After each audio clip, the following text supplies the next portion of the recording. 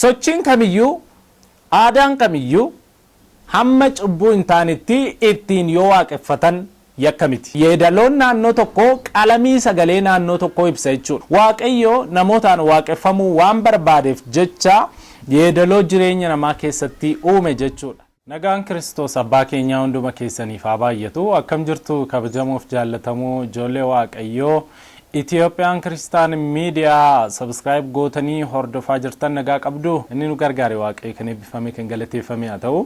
Har'a qophii barumsa waa'ee faarfannaa jedhu sana wal wajjiniin ilaalla kutaa sadaffaa jechuudha. Turtiin keessan wajjiniin haa ta'u akkuma asiin argaa jirtan Ethiopian Christian Media kan jedhu qubee afaan Ingiliffaatiin capital letteriidhaan kan barreeffame subscribe godhaa mallattoo bilbilaa sana tuqaa jechuudha. Akkasuma chaanaalii telegiraamii keenya qubee afaan Ingiliffaa Ethiopian Christian Media jedhuun akkuma kan YouTube jechuudha. Search gochuudhaan join itti taatanii yaadaaf gaaffii qabdan hundumaa nu biraan ga'uu ni dandeessu. Ergaa guddaas irraa argattu jedhee abdii guddaan qaba. Ani Yoosef Tujubaati. Turtiin keessan wajjin haa ta'u turtii booddee walitti deebinee dhufna. Nufa deebi'u tokkummaan nufa deebi'u jaalallee nufa deebi'u tokkummaan nufa deebi'u jaalallee nufa deebi'u tokkummaan nufa deebi'u jaalallee nufa deebi'u.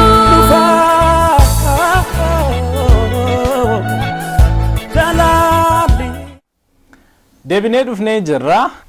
Egaa faarfannaan sagalee Waaqayyooti walaloodha kan jedhu yeroo darbee ilaallee turre viidiyoon isaa ammas jira irra deebitanii daawwachuu ni dandeessu. Har'a immoo faarfannaan yeedaloodha kan jedhu wal wajjiniin ilaalla. Jalqaba yeedaloo jechuun maal jechuudha? Isa kana isinii kaasuun barbaada. Yeedaloo kan jedhu kun jecha afaan Oromiffaa isaati. Baay'ee afaan Oromiyaa keessatti baratamee kan beekame miti. Zeemaa isa jedhamuun beekama jechuudha. Afaan Amaariffaa isaatiin beekama. Yeedaloo yommuu jennu yeedalooni kan walaloo fi dubbii sagalee Waaqayyoo akkaataa nama fudhatamuu danda'uuni kiiloleessee namatti dhageessisuudha jechuudha. Miidhagsee kan namaa dhiyeessuu danda'uudha. Egaa yeedaloon dubbii sagalee Waaqayyoo fi walaloo wajjin ta'e akkamitti faarfannaa ta'a kan jedhu immoo wal wajjiniin ilaalla. Turtiin keessan wajjin haa ta'u amma dhumaatti daawwadhaan isiniin jira. Tokkoffaa seenaa baraa boqonnaa 15 lakkoofsa 22 irratti dubbiin sagalee Waaqayyoo kun akkanadha. Keenyaan Lewwichi dura buutuun warra faarfattootaa itti gaafatamaa faarfannaati. Inni itti beekaa isaa waan ta'eef faarfannaa hin barsiisa ture jedheetu dubbata. Faarfannaa hin barsiisa ture jechuun isaa kutaan kun jechuudha. Hiikaa afaan kan biraarra yeedaloo barsiisaa ture jechuudha. Yeedaloo barsiisaa ture. Akkasuma yeedaloo irratti ga'umsa qabaachuu nama kana agarsiisa. Yeedaloo irratti ga'umsa qaba yommuu jennu waa'ee yeedaloo hubannoo qaba, waa'ee faarfannaa sirriitti hubannoo qaba jechuudha namichi kun. Tokkoffaa seenaa baraa irratti waa'ee faarfannaa barsiisaa ture sun jechuudha.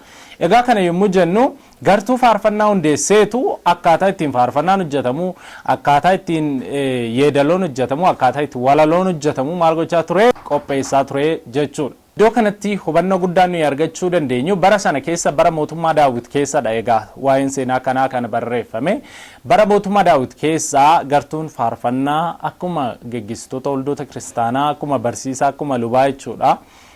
Dhimma faarfannaa duwwaa irratti kan hojjetan kan barsiisan kan leenjisan akka turan miindeffamanii akkasuma waldaa kiristaanaa irraallee akka hojii tokkotti jechuudha irratti hojjetaa akka turan argina. Egaa yeedaloon qaama faarfannaa ta'uunsaa beekuun baay'ee gaariidha. Aartii keessatti faarfannaan yeedaloodha akkuma qaama walaloo ta'e jechuudha yeedaloodha. Kanaaf faarfannaan yeedaloo malee faarsaas jedhamuu hin danda'u jechuudha. Yeedaloon faarfannaa tokkoof murteessaadha. Faarfannaan tokko zeemaa yookaan yeedaloo hin qabu taanaan faarfannaadha jechuu hin dandeenyu.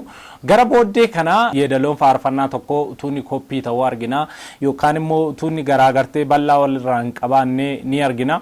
Yeedalooni kwaatiriliyoonaan iyyuu lakkaa'ameen dhumu biyya lafaa kanarratti jechuudha. Yeedaloo bal'aatu jira. Yeedaloon amma ammaatti iyyuu irratti hin hojjetamne. Yeedaloon kan uumameef Waaqayyoon akka ittiin waaqeffannuufidha. Kan uumames akkuma faarfannaa jechuudha. Waaqayyoon kan uumame yommuu ta'u nuun durayyuu dhala namaatiin durayyuu ergamoonni ittiin waaqeffataa kan turanidha. Kanaafi yeedaloon akkuma faarfannaa jechuudha waaqayyoon ittiin waaqeffachuudhaaf kan qophaa'edha. Kanaaf egaati yeedaloo kwaatiriliyoonaan lakkaa'ameen dhumne kana keessaati asuma asitti koppii gochuun yookaan ququnxuranii asiis ququnxuranii itti fayyadamuun barbaachisaa miti. Ayyaana faarfannaa qabna yoo ta'e waaqayyo ayyaana faarfannaa nuu kenneera yoo ta'e ayyaana yeedaloo ittiin hojjannus nuu kenna. Yeroo baay'ee namoonni garaa garaa inni tokko itun riba rafuu riba keessan yeedaloo haaraa fi faarsaa haaraa faarfadhaan argeedha. Inni tokko immoo utun tajaajiluun of argee akkasitti faarsaa haaraan naa kennameedha. Inni tokko immoo sagalee waaqayyoo tun dubbisuu sagalichii fi yeedaloon naa dhufeen barreesseedha. Kun akkaataa kennaa garaa garaa yoo ta'e iyyuu yeedaloon garuu ayyaana faarfannaa qabna yoo ta'e waaqayyo yeedaloos walaloos guutee nuu kenna. Waan hir'isee nuu kennu hin jiru. Haa ta'u iyyuu malee akkaataa ittiin dhaloota amma jiran kana wajjin maach wal gochuu danda'utti qindeessee akkaataa ittiin dhaloota amma jiran kan hawwachuu danda'utti qindeessee sisirreeffatee kan dhiyeeffachuu qabu nuudha jechuudha. Kanaafi faarfannaan tokko dubbii sagalee waaqayyoo ni qabaata, walaloo ni qabaata, yeedaloos ni qabaata. Dabalataan muuziqaas ni qabaata. Isaan kun hundumtuu walitti qindaa'anii faarfannaa tokkoof maal ta'u jechuudha. Faarfannaan tokko ergaa gaarii akka inni dabarsuu danda'u mijeessuu jechuudha. Kanaaf egaati yeedaloon baay'ee murteessaa akka ta'e faarfannaa keessatti wal wajjiniin argina jechuudha. Keessumaati yeedaloo tokko yommuu faarsaa tokko irratti arginu yeedaloodhuma wal fakkaataadhaan lakkoofsas jalqabduus yookaan asmaachiseedhanis wal fakkaataadhaan yeedaloo wal fakkaataadhaan yookaan zeemaa wal fakkaataadhaan tartiibaan gaafa hojjannu dandeettiin dhaggeeffatamuu faarfannaa sana gadi bu'aanu jalaata. Kanaaf jecha maal gochuun irra jiraata? Ayyaana faarfannaa keenya irratti hundaa'uudhaan muuziqaa fayyadamnu sana irratti meeshaa muuziqaa fayyadamnu sana irratti hundaa'uudhaan yoo dandeenye hamma dandeenyetti yeedaloo sana miidhagfachuudhaan yeedaloo garaa garaa goonee dhaloonni akka simachuu danda'utti qindeessuutu nurra jiraata. Gooftaaf galanni guddaan haa ta'u. Dabalataan Isaayyaas boqonnaa 1-3 ni jira. Anillee Isaayyaas boqonnaa 3 kan jiruun dubbisa. Akkana jedha lakkoofsi 3 Isaayyaas boqonnaa 3 walitti lallabaniis qulqulluu qulqulluu qulqulluudha waaqayyo gooftaan maccaa guutummaan lafaas ulfina isaatiin guutuudha hin jedhu turan. Yeedaloo fi namni kaayyoo uumamaniif yoo hojjechuu baatanii yookaan kaayyoo uumamaniif fiixaan baasuu yoo dadhabaniyyuu kan nuyi beekuun nurra jiraatu yeedaloonis namnis kaayyoon uumamaniif waaqayyoon waaqeffachuuf akka ta'e beekuun namarra jiraata. Waaqayyo namootaan waaqeffamuu waan barbaadeef jecha yeedaloo jireenya namaa keessatti uume jechuudha. Namni maal akka ittiin godhuuf, namni akka ittiin isa waaqeffatuuf. Kanaaf egaati faarfannaa keessatti yeedaloon gosa hedduutu jira.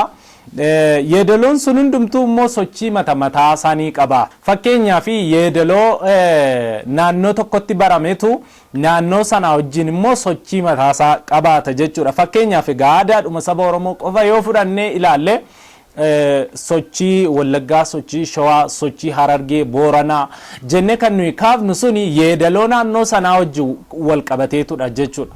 Yeedaloon naannoo tokko akkaataan ittiin waan tokko faarsaas yoo ta'e sirbas yoo ta'e yeedaloon lamman keessayyuu jira.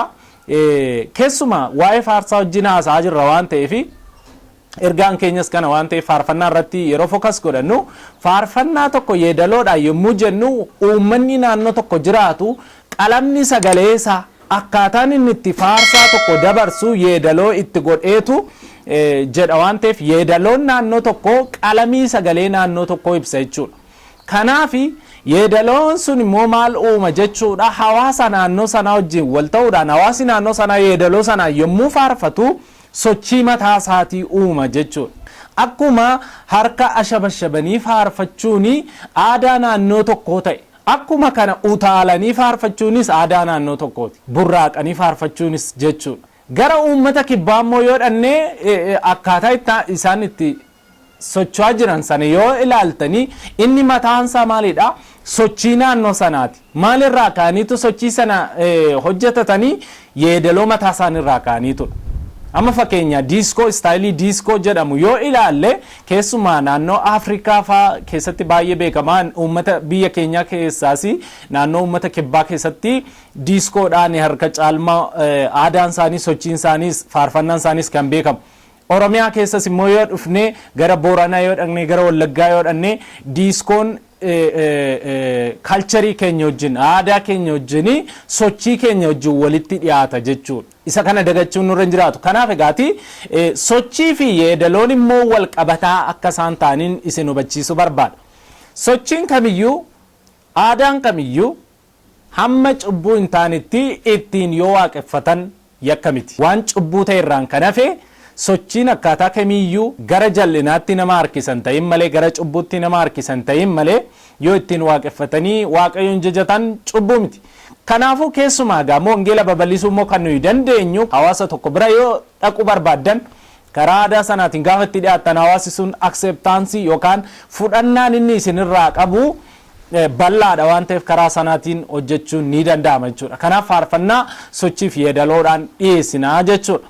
Kanaaf egaa ergaa keenya irraa keessatti faarfannaanii yeedaloo akka qabu yeedaloo malee immoo faarfannaan jiraachuu akka hin dandeenye yeedaloon waaqarratti akka uumame yeedaloo fi namni kan uumamaniif waaqayyoon itti waaqeffachuudhaaf akka ta'e beekuun barbaachisaadha. Egaan daawwattoota keenya ergaa keenya irraa waan guddaa akka isin argattan abdii guddaan qaba. YouTube keenya subscribe godhaa.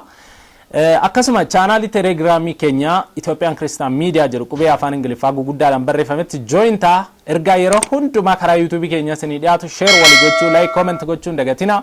Ittiin waliif qoodaa irraa baradhaa. Gooftaan hunduma keessanuu isin eebbisu. Yeroo dhufu egaa akkuma sila isinitti hime waa'ee muuziqaa wal wajjiniin ilaalla. Faarfannaan muuziqaan akkamittiin wal wajjiniin qindeeffama kan jedhu wal wajjiniin ilaalla. Macaafa namni waaqayyoo faarfataa Eeliyaas Bantii isiniif barreesse immoo keessumaa faarfattoonni yookaan namoonni gara fuula duraatti faarfannaadhaan tajaajiluu barbaadan utuu dubbifattanii ergaa guddaa irraa argattu jedhee yaada. Gooftaan hunduma keessanuu isin eebbisu. Guyyaa gaarii isiniif haa ta'u. Nagaan oola.